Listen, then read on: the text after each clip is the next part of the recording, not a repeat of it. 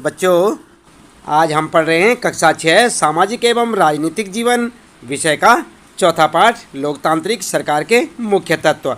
और हम आपको बता रहे हैं यहाँ पर इस पाठ से संबंधित प्रश्नों के उत्तर अभ्यास प्रश्न उत्तर में। तो सबसे पहले बात करते हैं यहाँ पर पाठ के अंतर्गत पूछे गए प्रश्न और उनके उत्तर। पाठ के अंतर्गत पूछे गए प्रश्न का मतलब आप समझते हैं ना, पाठ के आंतरिक प्रश्न यानी कि जो पाठ के बीच बीच में पूछे हुए प्रश्न होते हैं। सबसे पहले हम आपको उनके उत्तर बताते हैं। तो चलिए, सबसे पहला प्रश्न आप देख सकते हैं, अश्वेत लोग किस किस तरह से भेदभाव का सामना कर रहे थे, इसकी सूची बनाइए। और ये प्रश्न बच्चों आपको देखने को मिलेगा 41 नंबर पेज पर। कहाँ पर मिलेगा?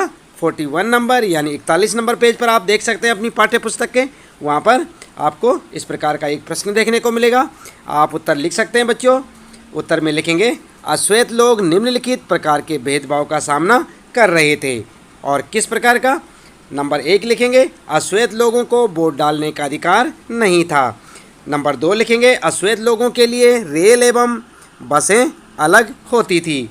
नंबर 3 लिखेंगे, अस्पताल और अस्पताल की गाड़ियां भी अलग होती थी। नंबर 4, अश्वेत लोगों को खेती के लिए सबसे घटिया ज़मीन मिली हुई थी, जबकि अच्छी ज़मीन श्वेत लोगों के पास थी। और नंबर 5 लिखेंगे, अश्वेत लोगों के लिए बस स्टैंड भी अलग थे। तो इस प्रकार से आप देख सकते हैं भेदभाव जो था किस प्रकार से फैला हुआ था, अश्वेत लोग किस तरह से भेदभाव का सामना कर रहे थे। ये आपका पहला प्रश्न है बच्चों, और इसका उत्तर आप यहाँ से देख के ऐसे लिखें, इसे याद करें। नंबर दूसरा प्रश्न है, हेक्टर और उसके साथी किस बात के खिलाफ संघर्ष कर रहे थे। और ये प्रश्न आपको देखने को मिलेगा बच्चों 41 नंबर पेज पर ही, यानी 41 नंबर पेज देखें आप अपनी पाठ्य पुस्तक के। और इस प्रश्न का उत्तर क्या लिखेंगे आप? इस प्रकार से लिखें, स्कूल में हेक्टर और अन्य विद्यार्थियों पर अफ्रीकांस भाषा सीखने के लिए दबाव डाला जा रहा था। अफ्रीकांस भाषा वहाँ पर श्वेत लोगों द्वारा बोली जाती थी। हेक्टर और उसके सहपाठियों ने मिलकर अफ्रीकांस भाषा सिखाने का विरोध किया, क्योंकि वे अपनी भाषा जुलू सीखना चाहते थे। तो आप देख रहे हैं यहाँ पर, इस प्रकार से आप अपने इस दूसरे प्रश्न का उत्तर लिख सकते हैं बच्चों। यहाँ से बात करते हैं यहाँ पर तीसरा प्रश्न है आपका, और क्या सभी लोगों के साथ बराबरी का व्यवहार होना जरूरी है और क्यों? तो आप देख सकते हैं ये प्रश्न भी मिलेगा आपको 41 नंबर यानी 41 नंबर पेज पर। ये तीसरा प्रश्न है, और यहाँ पर आप लिखेंगे, सभी लोग जन्म से समान हैं, उन्हें जीवन, स्वतंत्रता व संपत्ति का अधिकार है। यदि त्वचा के रंग, जाति, धर्म, भाषा आदि के आधार पर उनके साथ अधिकारों को छीना जाता है तो यह भेदभाव कहलाता है। तो आप समझ गए ना भेदभाव क्या होता है। भेदभाव के कारण कोई भी मनुष्य अपना सर्वांगीण विकास नहीं कर सकता है, और यह मानवता के प्रति अपराध भी है और अन्याय भी। तो इस प्रकार से बच्चों आप अपने इस तीसरे प्रश्न का उत्तर यहाँ से देख के लिखें, इसे याद भी करें। और चौथा प्रश्न आता है बच्चों, कुछ अखबार देखिए और उनमें दी गई चुनाव की खबरों पर चर्चा कीजिए। एक निर्धारित समय के बाद चुनाव होते रहने की क्या ज़रूरत है। और ये प्रश्न भी आपको मिलेगा 41 नंबर पेज पर बच्चों। उत्तर में आप लिख सकते हैं, सभी सरकारों का चुनाव एक निश्चित समय के लिए किया जाता है। भारत में यह समय 5 वर्ष का है। यदि सरकार का चुनाव निश्चित समय के लिए न करके हमेशा के लिए कर दिया जाए तो सरकारें अपनी मनमानी करने लगे, क्योंकि सरकार को बदल जाने का डर नहीं रहेगा। निर्धारित समय के बाद चुनाव होते रहने से लोगों का सरकार पर नियंत्रण बना रहता है। तो इस प्रकार से आप अपने इस चौथे प्रश्न का उत्तर लिख सकते हैं बच्चों। और इसके बाद बात करते हैं यहाँ पर आपका आता है 5वां प्रश्न। इसमें पूछा है, यहाँ किस पर सहमति या असहमति प्रकट की जा रही है। और ये प्रश्न आपको मिलेगा 42 नंबर यानी 42 नंबर पेज पर आप देख सकते हैं। उत्तर में आप लिखेंगे, सबसे पहले लिखेंगे सहमति, बाढ़ पीड़ितों को मुआवजा देना। और असहमति पर लिखेंगे, दीवारों पर पोस्टर चिपकाने पर, बाघों का शिकार करने पर। क्या है? असहमति। और ये 5वां प्रश्न था। इसके बाद आता है आपका 6ठा प्रश्न बच्चों, माया की कहानी को दोबारा पढ़िए। क्या आपको लगता है कि पुलिस द्वारा की गई हेक्टर की हत्या को रोका जा सकता था? यदि हाँ तो कैसे? और ये प्रश्न बच्चों आपको देखने को मिलेगा 44 नंबर पेज पर। ठीक है, छठा प्रश्न जो ये है आपको कहाँ मिलेगा? 44 यानी 44 नंबर पेज पर आप देख सकते हैं अपनी पाठ्य पुस्तक के। इस प्रकार का जो प्रश्न मिलेगा उसका उत्तर आप लिख सकते हैं। हेक्टर की हत्या को रोका जा सकता था अगर सरकार और विरोध प्रदर्शन करने वाले लोग आपस में मिलकर समस्या पर विचार विमर्श करते। ठीक है, अगला प्रश्न है बच्चों 7वां, माया की कहानी में सरकार ने क्या इस विचार पर समर्थन किया था कि सभी लोग बराबर हैं? डॉक्टर अंबेडकर की कहानी में क्या अस्पृश्यता के व्यवहार से समानता के विचार को ठेस पहुंची? और ये प्रश्न आपको मिलेगा 45 नंबर पेज देखेंगे आप अपनी पाठ्य पुस्तक के, अपनी किताब के 45 नंबर पेज देखें। ये 7वां प्रश्न है। उत्तर में आप लिखेंगे माया की कहानी में सरकार ने समानता के विचार का समर्थन नहीं किया। डॉक्टर अंबेडकर की कहानी में अस्पृश्यता के व्यवहार से समानता के विचार को ठेस पहुंची है। तो इस प्रकार से आप लिखें यहाँ पर। 7वां प्रश्न है आपका। इसके बाद 8वां प्रश्न आता है, आपके अनुसार फीस घटा देने से लड़कियों को स्कूल जाने में कैसे मदद मिलेगी? और ये है आपका 46 नंबर पेज पर इस प्रकार का प्रश्न। और यहाँ पर जो है उत्तर लिख सकते हैं आप। अधिकतर अभिभावक लड़कियों की पढ़ाई पर अधिक पैसा खर्च नहीं करना चाहते हैं, इसलिए वे लड़कियों को स्कूल नहीं भेजते हैं। यदि फीस कम कर दी जाएगी तो संभव है कि अभिभावक लड़कियों को भेजने को तैयार हो जाएं। ठीक है, तो ऐसे आप लिख सकते हैं यहाँ पर। ये 8वां प्रश्न है आपका, उसका उत्तर लिखें। 9वां प्रश्न आता है बच्चों, क्या आपने किसी के साथ कोई भेदभाव होते देखा है?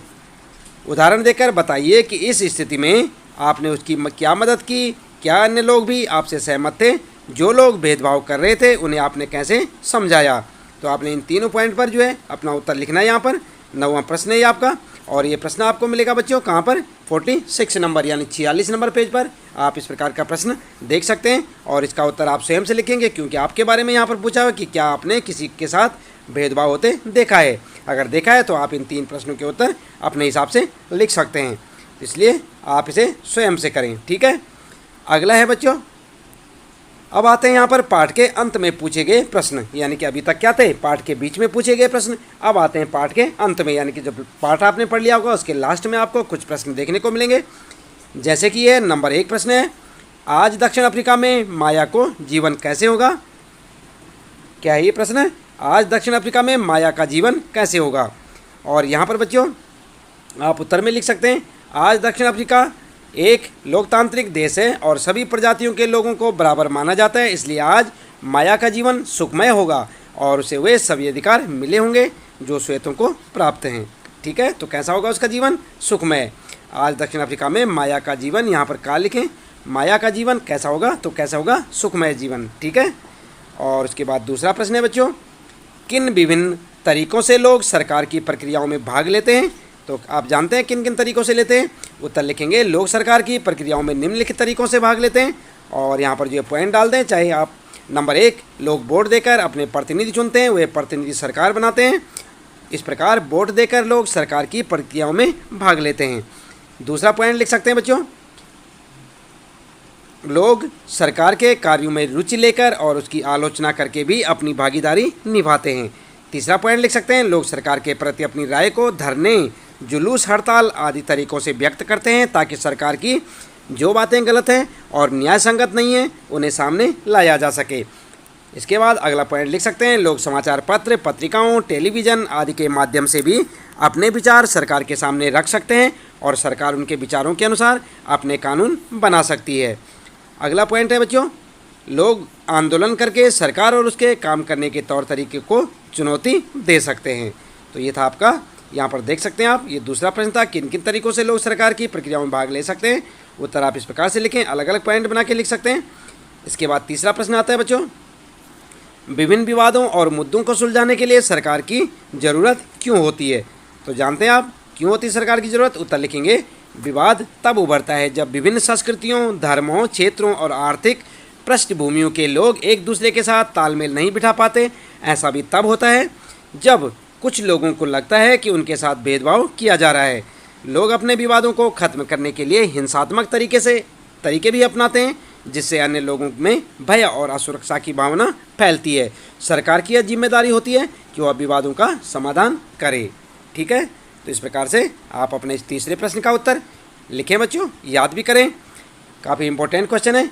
चौथा है यहाँ पर, सभी लोगों के साथ समानता का व्यवहार हो, इसे सुनिश्चित करने के लिए सरकार क्या कदम उठाती है? उत्तर में लिख सकते हैं, लोकतांत्रिक सरकार न्याय और समानता के प्रति वचनबद्ध होती है। न्याय और समानता को एक दूसरे से अलग नहीं किया जा सकता। न्याय तभी प्राप्त हो सकता है जब सब लोगों के साथ बराबरी का व्यवहार हो। सरकार उन समूहों के लिए विशेष प्रावधान करती है जो समाज में आज भी बराबर नहीं माने जा रहे, जैसे अस्पृश्यता यानी छुआछूत की प्रथा पर अब कानून द्वारा रोक लगा दी गई है। तो इस प्रकार से आप अपने इस प्रश्न का उत्तर लिख सकते हैं। चौथा प्रश्न है ये आपका। इसके बाद आता है बच्चों पांचवां प्रश्न।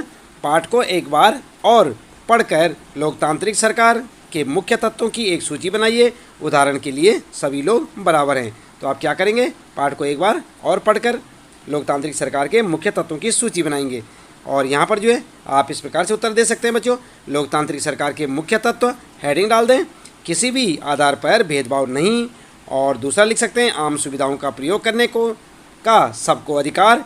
नंबर तीसरा लिख सकते हैं सभी लोगों को मतदान का अधिकार। और नंबर चौथा लिख सकते हैं यहाँ पर सभी लोगों को अपनी भाषा, संस्कृति और धर्म का पालन करने, विकास करने का अधिकार। पांचवा लिख सकते हैं न्याय और समानता के प्रति वचनबद्धता। तो ठीक है बच्चों, इस प्रकार से आप अपना उत्तर लिख सकते हैं और काफ़ी इंपॉर्टेंट भी क्वेश्चन है, ये याद भी करें बच्चों। तो इसके साथ ही यहाँ पर इस पाठ से संबंधित प्रश्नों के उत्तर आपके समाप्त हो जाते हैं बच्चों। यदि अभी तक आपने चैनल को सब्सक्राइब नहीं किया तो चैनल को सब्सक्राइब अवश्य से अवश्य कर दें, बेल आइकन भी दबा दें ताकि आपको आने वाली प्रत्येक पाठ की वीडियो की नोटिफिकेशन मिलती रहे और जानते रहे अपने इसी प्रकार सारे पाठों के प्रश्नों के उत्तर हमारे साथ। तो बच्चों मिलते हैं फिर अगली वीडियो में नए पाठ के साथ, अन्य प्रश्नों के साथ।